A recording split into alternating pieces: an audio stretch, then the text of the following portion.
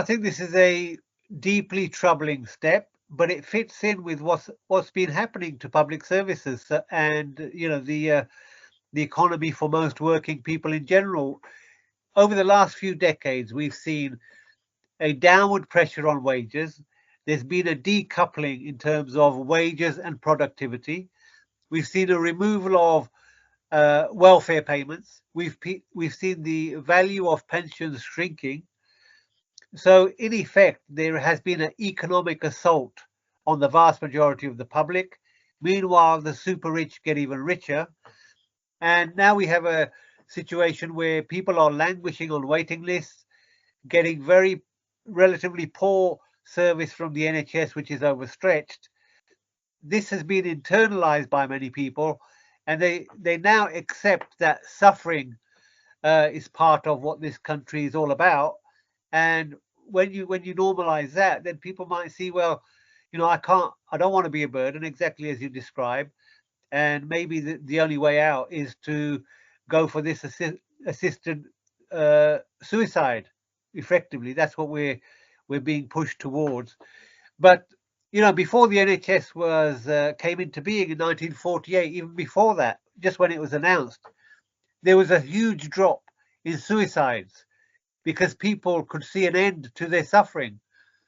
What we're actually doing is returning to that period where people can't see an end to their suffering. They have to pay for their care, and they see that as a financial burden. And even if they won't express that, they will consider themselves to be affecting the lives and the quality of lives of their families. And when you normalize that within society, you reduce the stigma attached to taking that action. But what we should be talking about is providing the best quality palliative care. And in 30 years, only once has a patient spoken to me about, could I help them exit this life? Only once. And after a short conversation with him about how palliative care works, and my experience with palliative care has been very positive. People are dealt with dignity. You can medicate for a lot of the pain and other symptoms when you're approaching the end. And he was reassured and fortunately had a very peaceful and respectful, dignified death. So the government and the media are pushing the idea of assisted suicide as if it was a big issue, but actually it's not a big issue, but they're making it into a big issue so that they can complete their agenda, which is an anti-human agenda, I'm afraid, and it goes in line with everything else they've done, removing access to healthcare and impoverishing people.